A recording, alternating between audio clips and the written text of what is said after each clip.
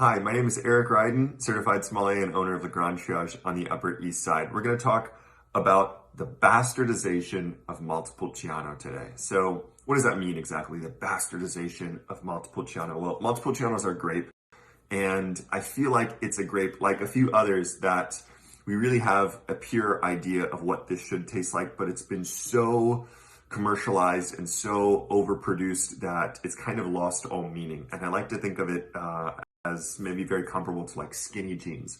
Once upon a time, the skinny jean was really representative of almost your personality, expression, art form. I mean, you could really take it to mean quite a lot. You had to physically mold them yourself. It took forever. And now you can just simply kind of go into any store, buy jeans. They've become one of the most like simple, ubiquitous stand-ins for just like opposite of what the kind of originators of that were supposed to be. And so I think if you take a grape like Montepulciano, which should have so much personality, it's same with kind of the original version of the skinny jeans.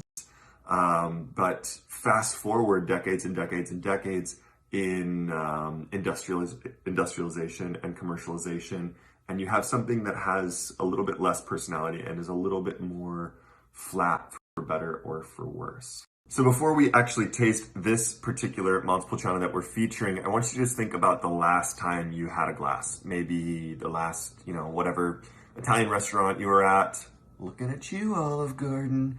And I want you to think about what that tasted like. Probably pretty generic, some kind of just red wine stand-in that you just kind of like shove down your gullet like a gallon at a time. Like that's kind of what Montepulciano has become, when in fact, I think the prototypical flavors that we really should be experiencing are something like red plum, sour cherry, boysenberry, maybe a little bit of oregano and tar, as crazy as that sounds. It should be a little bit more medium, full-bodied, kind of like closer to that full body sort of sense with a decent amount of acidity and maybe a little bit of fruit and tannin as well. But that totally doesn't match up to, I think, what most people would associate Montepulciano with, which is just like red water. Blah. All right, so let's compare this specific Montepulciano to those prototypical flavors we talked about earlier. So first and foremost, look at this beautiful color. We've got a nice purple instead of that kind of like red color that we were talking about earlier. And then right on the nose, you get a little bit of this like tar, almost like synthetic quality, maybe a little bit of herbal nuances as well.